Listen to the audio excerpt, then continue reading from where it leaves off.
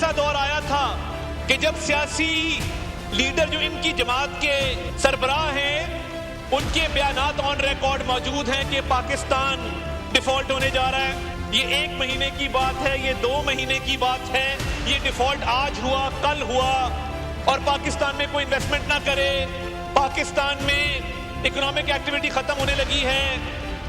इन लोगों ने IMF को लेटर लिखे कि पाकिस्तान को प्रोग्राम ना दिया जाए। इनके वज़राए खजाना ने उस वक्त IMF को जो लेटर लिखे कि जब आपने IMF को लेटर लिखे तो आप चाहते थे कि ये मुल्क डिफॉल्ट करे। जनाबे वाला, ये जो मौशी इस्तेहकाम हासिल हुआ है, बहुत सारे लोगों ने इस पर एफर्ट की है, और मैं समझता हूं कि इदारों का इसमें बहुत एफर्ट है, उनकी बहुत काविश है।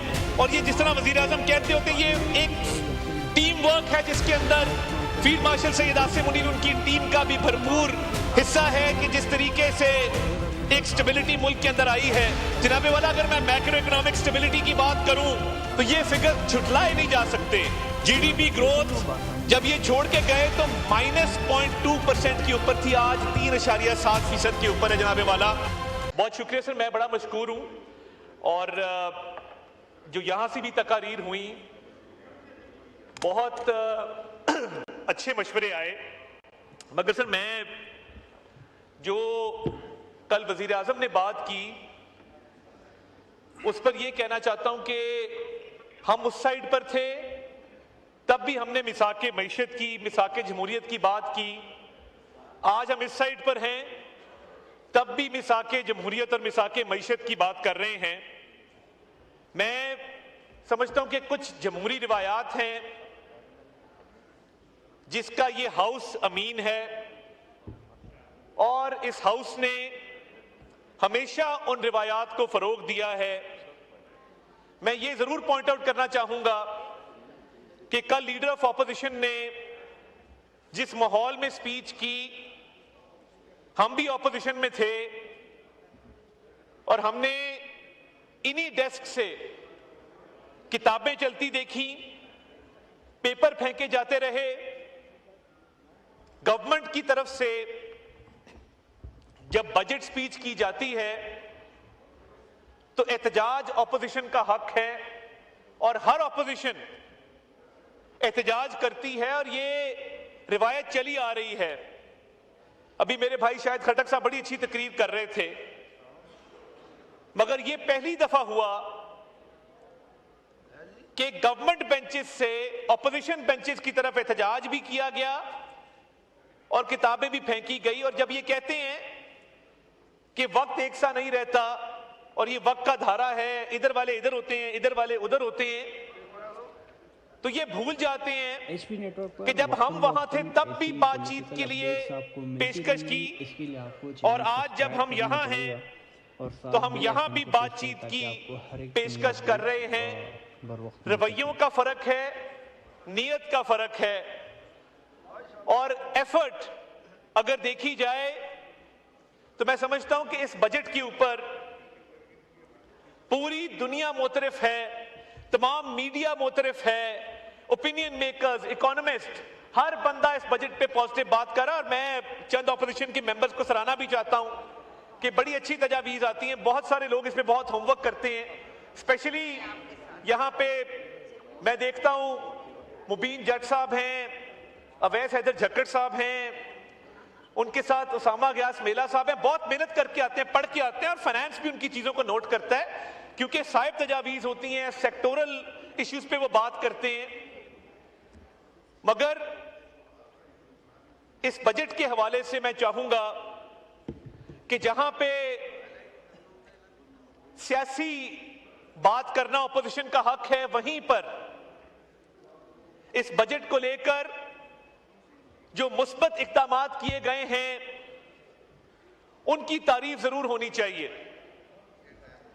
और अभी तनख्वाहदार तबके की बात हो रही थी जनाब स्पीकर, तनख्वाहदार तबके को जो खातिर खा रिलीफ दिया गया है वो तमाम तनख्वाहदार लोगों के लिए है जिनकी माहाना तनख्वाह 50,000 और उससे नीचे है उस पर कोई टैक्स लागू नहीं है। तक आपने एचपी नेटवर्क के और ये जो लोग तनकीद कर रहे हैं कि जी आपने लाखों रुपए तनख्वाहों वालों को रिलीफ दिया है, मैं उनको बताना चाहता हूं इंस्टाग्राम, ट्विटर कि 50,000 तक तनख्वाह लेने वालों पर कोई टैक्स नहीं है।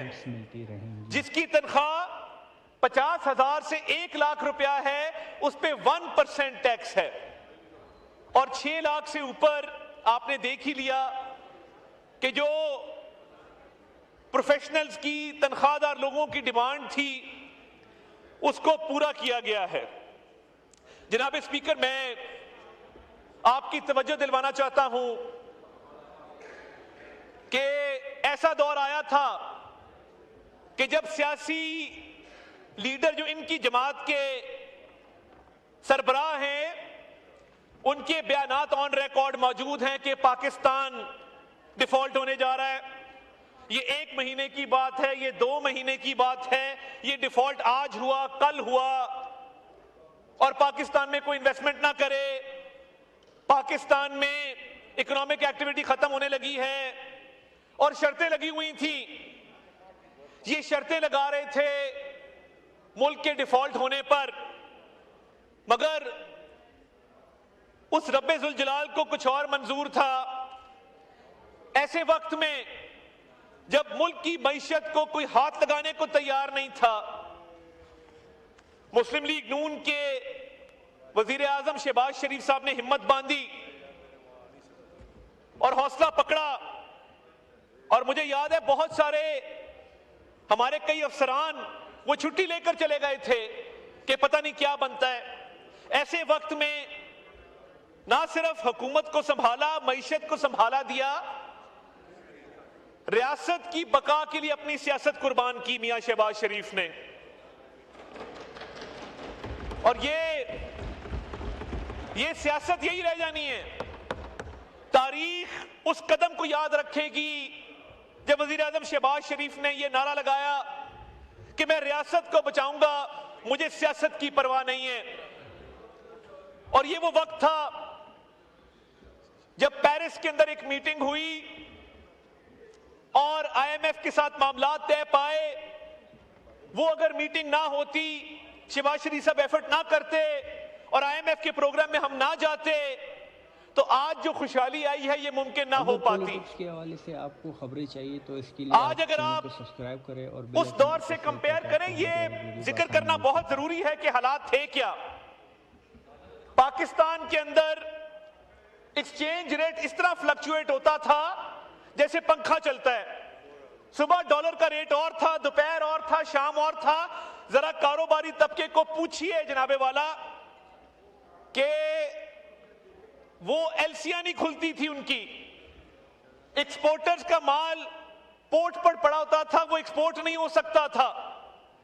एक्सचेंज रेट की फ्लक्चुएशन थी, महंगाई 38% के ऊपर थी, इंटरेस्ट रेट 22% के ऊपर था, कारोबारी तबका पिस के रह गया था। काश उस वक्त आपने मिसाके मईशत की बात मानी होती जब शहबाज शरीफ साहब ने इसी हाउस में खड़े होकर कहा था कि मैं अपोजिशन में हूं, मेरी पूरी जमात जेलों के अंदर है, हम मुकदमात भुगत रहे हैं, मगर मैं फिर भी पाकिस्तान की खातिर खड़े होकर कहता हूं कि आओ मिसाके मईशत करें, इस मुल्क की आवाम को बचाएं। आपने उस वक्त उस कश्ती में बैठने से इनकार किया। आपने कहा नहीं।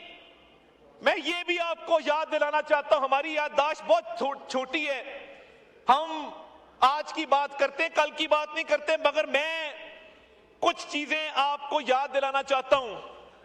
ये वो हिसाब है कि सूरज पे लगे धब्बा कुदरत के करिश्मे हैं, बुद्ध हमको कहें काफिर अल्लाह की मर्जी है।